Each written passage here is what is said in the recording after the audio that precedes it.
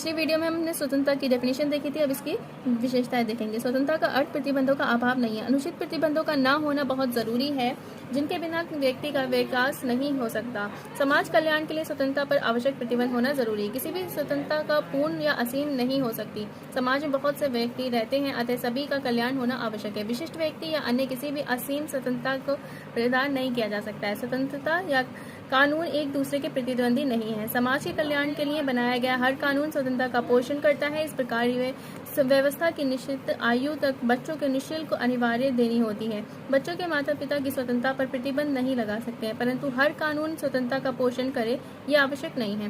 स्वतंत्रता के अनेक रूप होते हैं। मनुष्य के जीवन में कई पहलू हैं। उनके विकास के लिए स्वतंत्रता तथा विभिन्न रूपों की आवश्यकता होती है। नागरिक स्वतंत्रता, राजनीतिक स्वतंत्रता, आर्थिक स्वतंत्रता। स्वतंत्रता को सार्थक बनाने के लिए कर्तव्यों का पालन तथा राज्यों के समाज में नियम एवं बंधनों का पालन होना स्वतंत्रता का अर्थ और निजी सामूहिक उत्तरदायित्व है।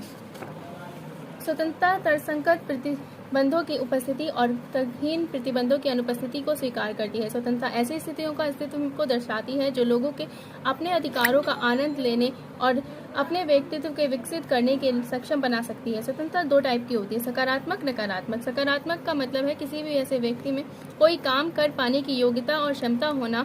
अगर आपके अंदर कोई कमी नहीं है, यानी आपके पास किसी काम को करने की योग्यता है, तो यह आपकी सकारात्मक स्वतंत्रता है। नकारात्मक स्वतंत्रता जैसे कि अन्य लोगों के हस्तक्षेप में से मुक्ति का नकारात्मक स्वतंत्रता मुख्य रूप से बाहरी संयम से मुक्ति है, संबंधित और सकारात्मक स्वतंत्रता के विपरीत है। ये भेद बैंथम ने उत्पन्न किया है।